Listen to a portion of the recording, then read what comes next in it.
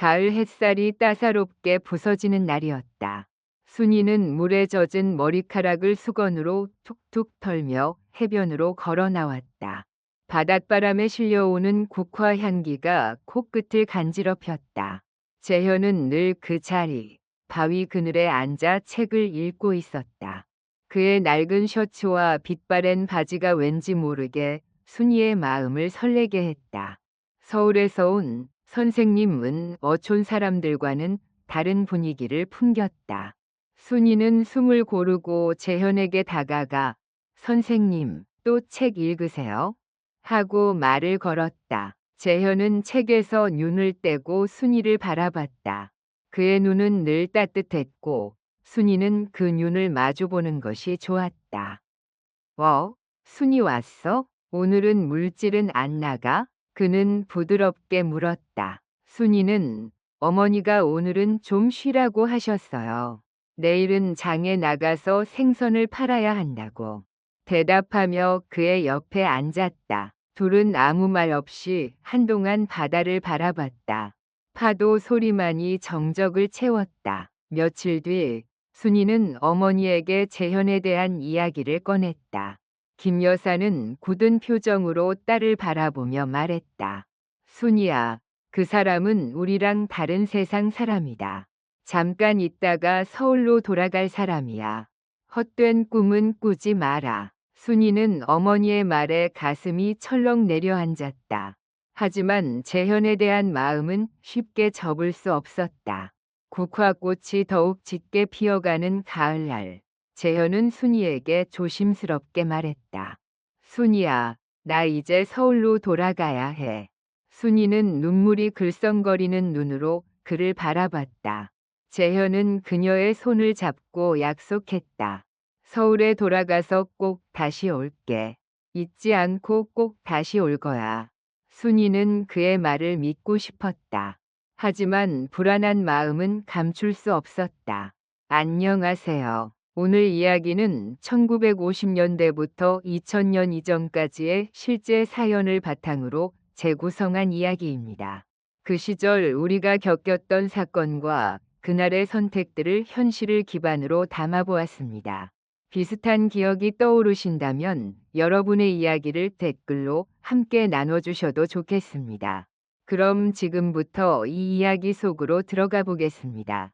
재현이 떠난 뒤 순이는 매일같이 우체국으로 향했다. 하지만 재현의 편지는 오지 않았다. 기다림은 점점 더 깊은 절망으로 변해갔다. 어느 날 최 씨 영감이 김 여사를 찾아와 빚을 탕감해주는 대신 순이를 자신의 첩으로 맞이하겠다고 노골적으로 말했다. 김 여사는 딸을 팔아넘길 수는 없다고 완강하게 거부했지만 현실적인 어려움은 그녀의 어깨를 짓눌렀다.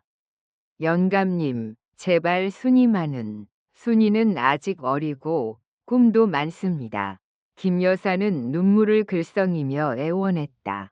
최 씨 영감은 냉정하게 웃으며 답했다. 꿈? 가난한 어촌 처녀에게 무슨 꿈이 있겠소?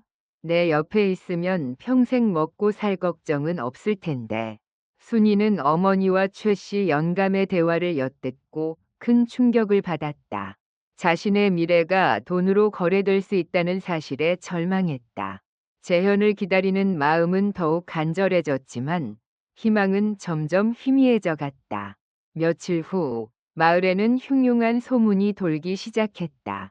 최 씨 영감이 순이를 강제로 데려가려 한다는 이야기였다. 순이는 두려움에 떨며 바닷가로 달려갔다. 파도 소리가 그녀의 불안한 마음을 더욱 흔드는 듯했다.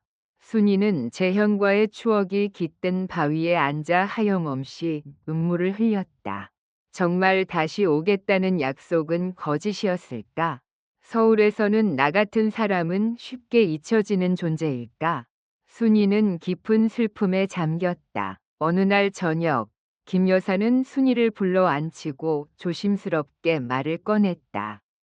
순이야, 재현 도련님은 소식이 없고 최 씨 영감은 계속 압박을 해온다.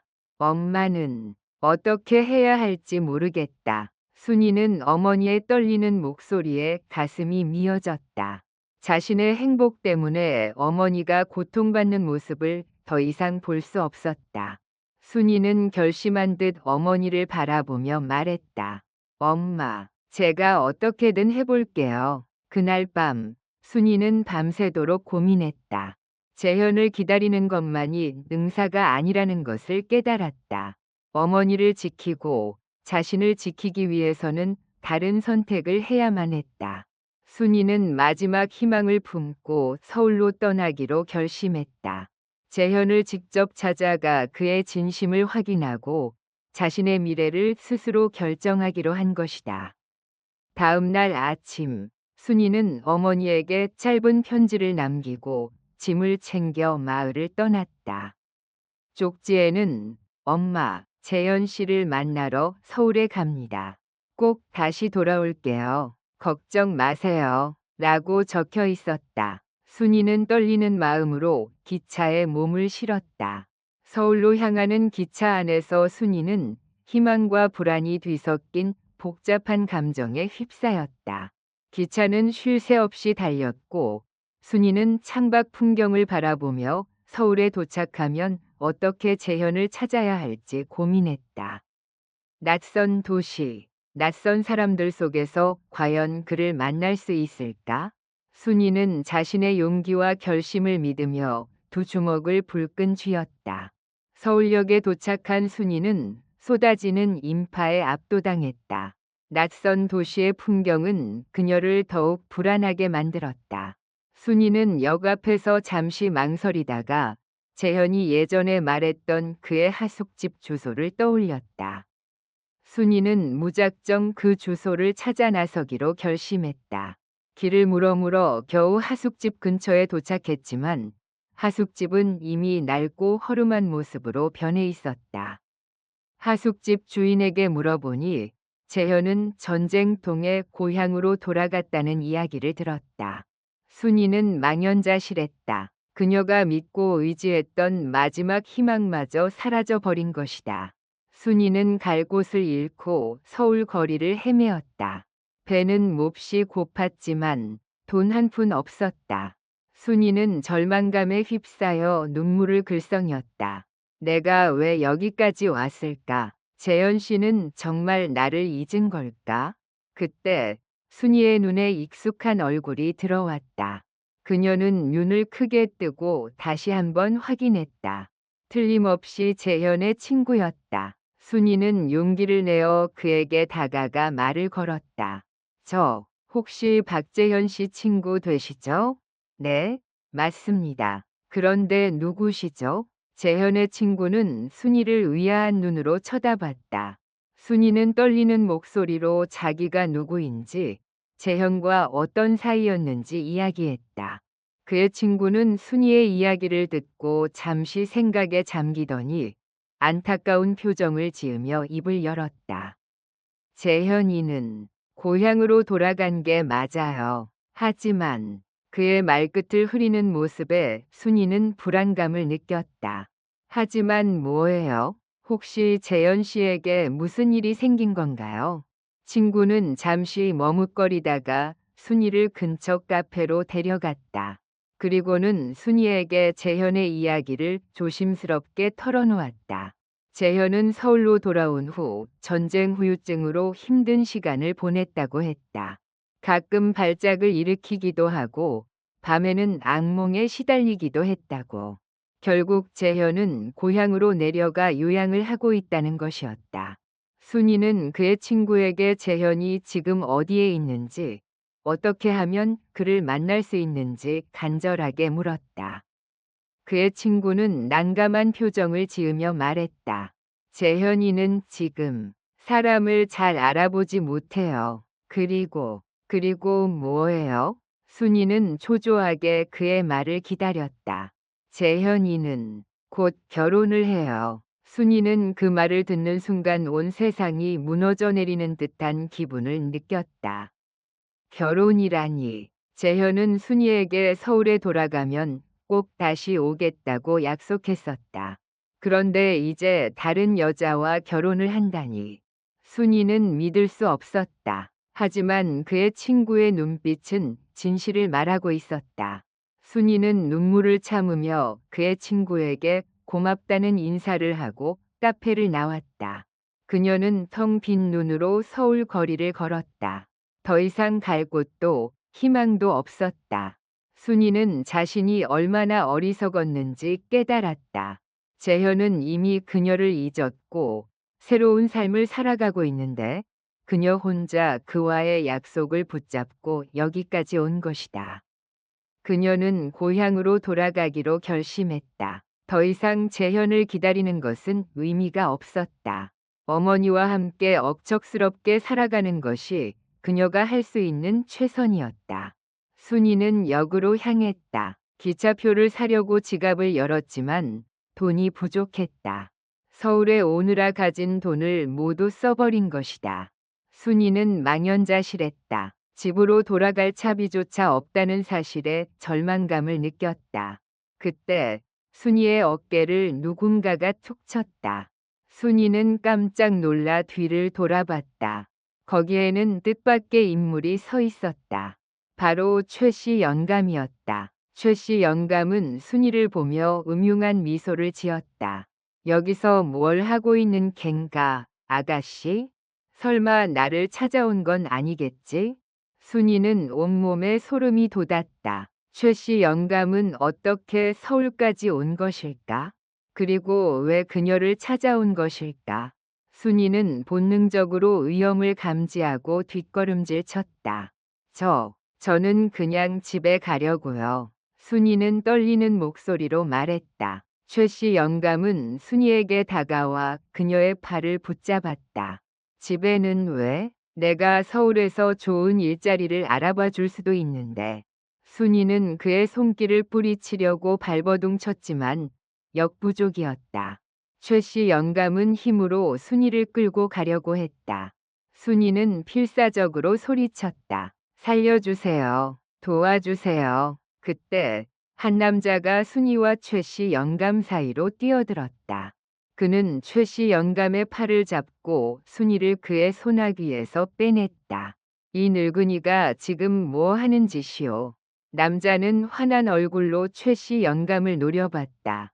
최씨 영감은 갑작스러운 상황에 당황하며 남자를 쏘아봤다. 이봐, 젊은이. 상관 말고 비켜. 이 아가씨는 내 일행이야. 남자는 어이없다는 듯 코웃음을 쳤다. 일행? 이 아가씨는 지금 살려달라고 소리치고 있어. 당신 같은 악당에게서 구해달라고. 최씨 영감은 얼굴을 붉히며 남자를 밀치려고 했다. 하지만 남자는 굳건하게 버티며 최씨 영감을 막아섰다. 순이는 남자의 뒤에 숨어 떨리는 가슴을 진정시켰다.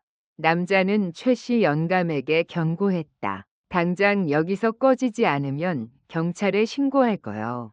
최씨 영감은 분을 사기며 순이를 노려보고는 자리를 떠났다.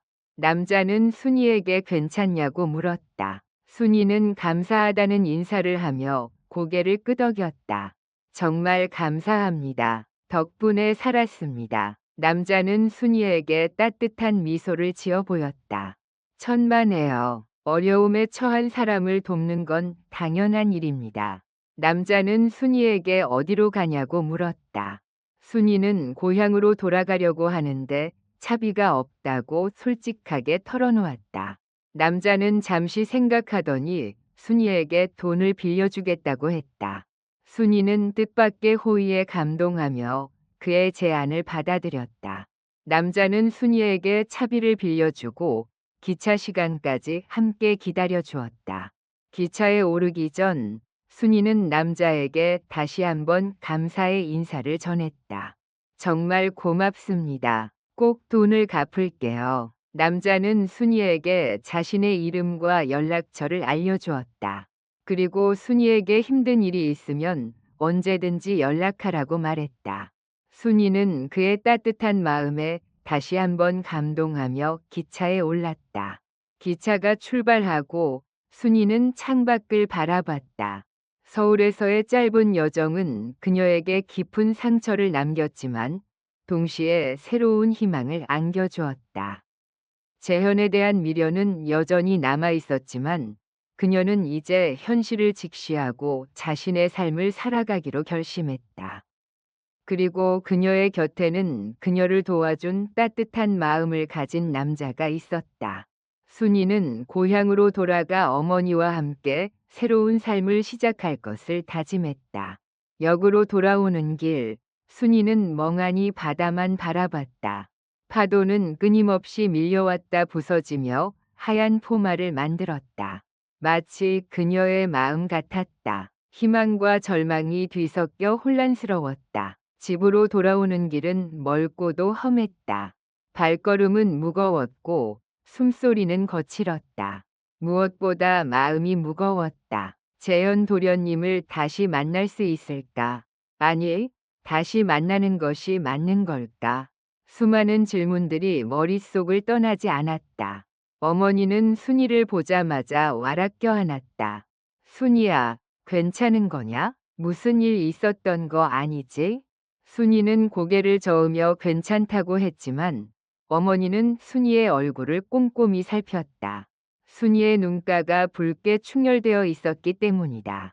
순이는 어머니에게 있었던 일들을 털어놓았다. 재현 도련님의 약혼녀 이야기, 서울에서의 고생, 그리고 기차에서 만난 남자의 이야기까지. 어머니는 순이의 이야기를 묵묵히 들어주었다. 순이의 눈물은 멈추지 않았다. 순이야, 세상에는 좋은 사람도 많지만 나쁜 사람도 많다. 재현 도련님은 좋은 사람이었을지도 모르지만 너와는 다른 세상 사람이었던 게다. 어머니의 말은 순이의 가슴에 비수처럼 꽂혔다. 하지만 순이는 아무 말도 할 수 없었다. 어머니의 말이 맞았기 때문이다. 며칠 후 순이는 기차에서 만났던 남자에게 편지를 썼다. 감사의 인사와 함께 서울에서의 이야기를 적었다. 그리고 힘든 일이 있으면 연락하라는 그의 말에 용기를 내어 작은 도움을 청했다. 빚 때문에 힘들어하는 어머니를 위해 조금이라도 돈을 빌려줄 수 있는지 조심스럽게 물었다. 답장은 생각보다 빨리 왔다. 남자는 순이에게 돈을 빌려주는 것은 물론 일자리를 소개해 줄 수 있다고 했다. 서울에 있는 자신의 회사에서 격리 일을 해보지 않겠냐는 제안이었다. 순이는 고민했다. 서울은 재현 도련님이 있는 곳이었다. 하지만 어머니를 위해 그리고 자신의 미래를 위해 순이는 용기를 내기로 했다. 그렇게 순이는 다시 서울로 향했다. 이번에는 혼자가 아니었다. 어머니와 함께였다. 남자의 도움으로 순이는 서울에 작은 집을 얻었고 회사에서 일하게 되었다. 순이는 열심히 일했다. 낮에는 회사에서, 밤에는 공부를 하며 미래를 준비했다. 시간은 빠르게 흘러갔다. 순이는 점점 더 세련되고 당당한 여성으로 변해갔다. 서울 생활에 적응해 나갔고 새로운 친구들도 사귀었다. 하지만 마음 한켠에는 여전히 재현 도련님에 대한 그리움이 남아 있었다. 어느 날 순이는 회사 근처의 카페에서 우연히 재현 도련님을 만났다. 재현 도련님은 순이를 알아보지 못했다. 순이는 재현 도련님에게 말을 걸까 망설였다. 하지만 결국 용기를 내지 못하고 조용히 카페를 나왔다. 집으로 돌아오는 길, 순이는 눈물을 흘렸다. 재현 도련님은 여전히 멋있었지만 어딘가 달라져 있었다. 순이는 재현 도련님의 눈빛에서 예전의 따뜻함을 느낄 수 없었다. 순이는 이제 정말로 재현 도련님을 잊어야 한다는 것을 깨달았다. 다음 날, 순이는 회사에 사표를 냈다. 그리고 어머니와 함께 고향으로 돌아갔다. 고향은 여전히 아름다웠다. 순이는 어머니와 함께 작은 밭을 일구며 살았다. 바다는 여전히 순이의 마음을 위로해 주었다. 어느덧 시간이 흘러 순이는 30이 되었다. 여전히 혼자였지만 행복했다. 어머니와 함께 건강하게 살아가고 있었고 자신의 삶에 만족했다. 가을이 깊어갈 무렵 순이는 마을 어귀에서 한 남자를 만났다. 그는 바로 기차에서 순이를 도와주었던 남자였다. 남자는 순이에게 미안하다고 했다. 순이를 도와준 이후 회사가 어려워져 연락을 제대로 하지 못했다고 했다. 그리고 순이를 잊지 못해 이렇게 찾아왔다고 했다. 순이는 남자의 진심에 감동했다. 남자는 순이에게 결혼하자고 했다. 순이는 잠시 망설였지만 남자의 따뜻한 마음에 마음이 끌렸다. 순이는 남자의 청혼을 받아들였다. 결혼식은 소박하게 치러졌다. 순이의 어머니와 마을 사람들이 순이를 축복해 주었다. 순이는 행복했다. 재현 도련님과의 아픈 기억은 이제 희미해졌고 새로운 사랑이 순이의 마음을 채워주고 있었다. 결혼 후 순이는 남편과 함께 고향에서 살았다. 남편은 순이를 끔찍이 아꼈고 순이 또한 남편을 진심으로 사랑했다. 순이는 남편과 함께 바닷가에서 밭을 일구며 행복한 삶을 살아갔다. 어느 날 순이는 남편과 함께 바닷가를 걷다가 국화꽃이 만발한 언덕을 발견했다. 순이는 언덕 위에 멈춰 서서 국화꽃을 바라봤다. 국화꽃은 순이에게 아련한 추억을 떠올리게 했다. 재현 도련님과의 짧지만 강렬했던 사랑의 기억. 순이는 남편의 손을 잡고 국화꽃밭으로 걸어 들어갔다. 국화꽃 향기가 순이의 마음을 감쌌다. 순이는 미소를 지으며 남편에게 말했다. 당신을 만나 정말 행복해요. 그 순간 순이의 마음속 깊은 곳에서 무언가가 터져 나왔다. 재현에 대한 미련, 젊은 날의 아픔, 그리고 묻어두었던 진실들이 한꺼번에 밀려왔다. 순이는 갑자기 눈물을 쏟았다. 남편은 깜짝 놀라 순이를 껴안았다. 왜 그래, 순이 씨? 무슨 일 있어요? 순이는 흐느끼며 말했다. 사실은 저는 재현 도련님을 아직 잊지 못했어요. 침묵이 흘렀다. 남편은 아무 말도 하지 못했다. 그의 얼굴에는 실망과 슬픔이 가득했다. 순이는 남편의 눈을 바라보며 용서를 구했다. 정말 죄송해요. 하지만 당신을 사랑하는 마음은 진심이에요. 남편은 순이를 더욱 꽉 껴안았다. 괜찮아요. 알고 있었어요. 그의 목소리는 떨리고 있었다. 순이 씨의 마음 속에 누가 있는지 어렴풋이 짐작하고 있었어요. 하지만 순이 씨가 행복하다면 그걸로 된 거예요. 순이는 남편의 품에 안겨 더욱 서럽게 울었다. 그녀는 자신의 솔직하지 못함, 숨겨왔던 감정, 그리고 남편에게 준 상처에 대한 죄책감으로 가슴이 미어졌다. 국화꽃 향기는 더욱 짙게 느껴졌다. 마치 순이의 슬픔을 위로하는 듯했다. 시간이 얼마나 흘렀을까? 순이는 겨우 울음을 멈추고 남편의 얼굴을 마주 보았다. 그의 눈은 여전히 슬픔으로 가득했지만 순이를 향한 따뜻한 사랑 또한 느껴졌다. 정말 죄송해요. 이제는 정말 잊을게요. 당신만을 사랑하며 살겠어요. 순이는 남편의 손을 꼭 잡고 말했다. 남편은 순이의 손을 더욱 꽉 잡으며 고개를 끄덕였다. 그날 이후 순이는 정말로 재현에 대한 기억을 마음속 깊이 묻어두었다. 그녀는 남편에게 더욱 헌신하며 행복한 가정을 만들어 나갔다. 순이는 자신이 받은 사랑에 보답하기 위해 최선을 다했다. 시간은 흘러 순이는 백발이 성성한 할머니가 되었다. 남편 또한 늙고 병들어 순이의 곁을 지켰다. 어느 가을날 순이는 남편과 함께 다시 국화꽃밭을 찾았다. 남편은 휠체어에 앉아 국화꽃을 바라봤다. 순이는 남편의 손을 잡고 그의 뺨에 입을 맞췄다. 사랑해요. 당신을 만나 정말 행복했어요. 남편은 희미하게 미소를 지으며 순이의 손을 잡았다. 그리고 조용히 눈을 감았다. 순이는 남편의 이름을 부르며 그의 곁에서 하염없이 눈물을 흘렸다. 국화꽃은 여전히 아름답게 피어 있었다. 순이의 눈물은 국화꽃잎에 스며들었다. 순이는 남편의 영정 사진을 품에 안고 그의 마지막 길을 배웅했다. 이제 순이에게 남은 것은 남편과의 아름다운 추억뿐이었다. 하지만 그 추억은 순이의 삶을 영원히 밝혀줄 것이다. 순이는 남편의 묘비 앞에 국화꽃 한 송이를 놓았다. 그리고 조용히 속삭였다. 국화꽃 피던 날, 당신은 내게 왔고 내 삶은 영원히 바뀌었어요. 눈물이 순이의 뺨을 타고 흘러내렸다. 그녀의 가슴 속 깊은 곳에는 사랑과 슬픔, 그리고 감사가 뒤섞인 복잡한 감정이 소용돌이치고 있었다.